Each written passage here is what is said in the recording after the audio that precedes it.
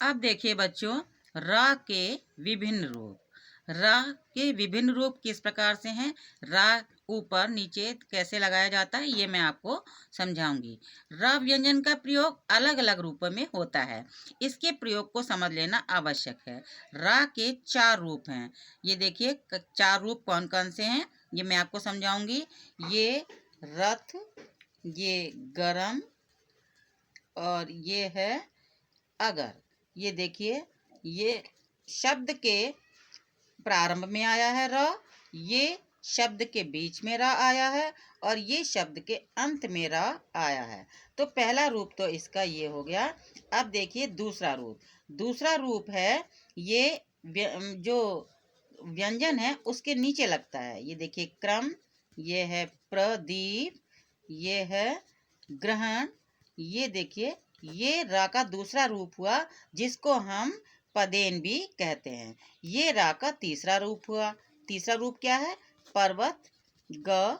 ये तीसरा रूप है पर्वत, ये है धर्म, और ये है वर्ष। ये देखिए, ये दाएं बीच में और शुरू में और अंत में लगा है। ये व्यंजन के नीचे लगा है, और ये व्यंजन के ऊपर लगा है। इसको हम रेफ कहते हैं। इसको हम क्या कहते हैं बच्चों? रेफ कहते हैं। आशीर्वाद, स्पर्श, इस तरह से इसको लगाते हैं। आगे देखिए, यदि स्वर सहित रा से पहले स्वर रहित गोलाकार अक्षर। गोलाकार अक्षर किसको कहते हैं? जिसमें गोला सा बनता है। ये देखिए गोला सा बना है। ट, ट के नीचे हलंत, ठ, ठ के नीचे हलंत, ड, ड के नीचे हलंत, और ढ, ढ के नीचे हलंत, ड, ड के नीचे हलंत। ये गोलाकार अक्षर कहलाते हैं, और हर अक्षर के नीचे हलंत लगा दिया जाता है, क्योंकि इसमें से हमने स्वर को निकाल दिया है। ये कैसे बनते हैं बच्चों? इसके नीचे रा कैसे लगाया जाता है? जैसे ट्रक है, ट्रक। ये है ड्रम, ड्रम बना। ये है राष्ट्र, ये है राष्ट्र, राष्ट्र। ये बच्चों, ये पदेन कहलाते हैं। इनको क्या कहते हैं? पदेन रा कहलाता है। आगे देखिए, ध्यान दें, री को र मानने की भूल ना करें। यह री की मात्रा है, जबकि र व्यंजन है। अब देखिए वर्ण विच्छेद। वर्ण विच्छेद किसे कहते हैं? कोई भी शब्द हम लिखते हैं तो उसमें कई वर्णों का प्रयोग किया जाता है, और वर्णों का और स्वरों को अलग अलग करना ही वर्ण विच्छेद कहलाता है। जैसे बच्चों हमने लिखा क्षमा, ये है क्षमा। अब हमने इसका वर्ण विच्छेद करना है। वर्ण विच्छेद करना है तो सबसे पहले हम श को तोड़ेंगे, उसके बाद माँ को टुकड़े करेंगे। कैसे करेंगे? श बना है, आपको पता है संयुक्त व्यंजन है श, छ। और ये कैसे बना है? क प्लस श प्लस अ, ये बना है श। अब हम माँ के टुकड़े करेंगे। माँ कैसे बना है? म प्लस आ, माँ। ये हुआ क्षमा।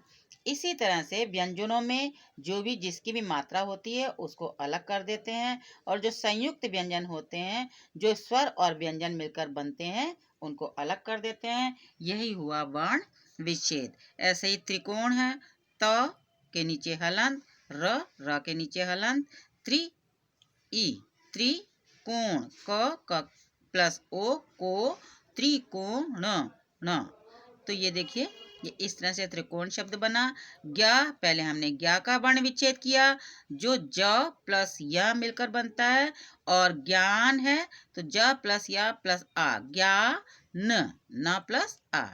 इस तरह श्रम, श के नीचे हलंत, र के नीचे हलंत, प्लस अ, श्रव, म के नीचे हलंत प्लस आ।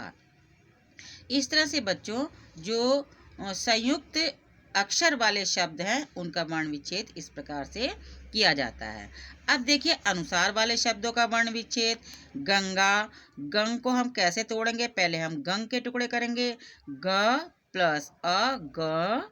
फिर गंग, बिंदी को हम इस तरह से लिखते हैं, गंगा, ग प्लस आ, गंगा।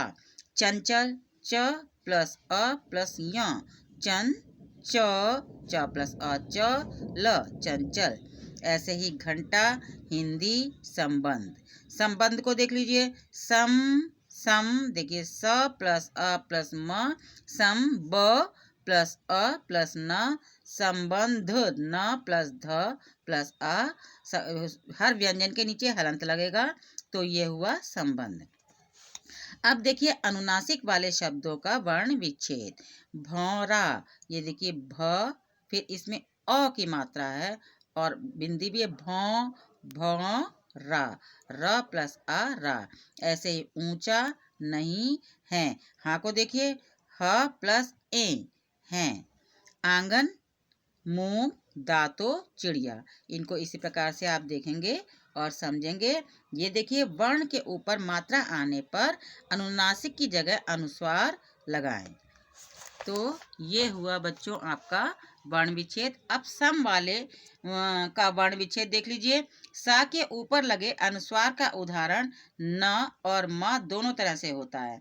जैसे बच्चों ये है संयोग, ये है संयोग, और ऐसे ही इसका उच्चारण माँ की तरह भी होता है, जैसे संशय, संशय, संहार, संहार। ये है सम का वर्ण विच्छेद। कैसे करेंगे देखिए, संयोग, सम प्लस योग, स प्लस अ प्लस म प्लस य प्लस ओ प्लस ग प्लस आ, हर व्यंजन के नीचे हलंत लगेगा जैसे इसमें लगा है। फिर संशय, सम प्लस शय प्लस स, इसको कैसे तोड़ेंगे हम, स प्लस अ प्लस म प्लस श प्लस अ प्लस य प्लस आ, और हमने हर व्यंजन के नीचे क्या लगा दिया, हलंत लगा दिया। ऐसे ही संहार, अब इसको हम बोलेंगे संहार, इसको जब हम वर्ण विच्छेद करेंगे तो क्या हो जाएगा, समहार, स प्लस अ प्लस म प्लस ह प्लस आ प्लस र प्लस आ, ये हुआ संहार। नुक्ता, अब आप लोग को हिंदी जब शुद्ध लिखना है तो हर बात का ध्यान देना है, क्योंकि आप क्लास 6 में आ गए हैं।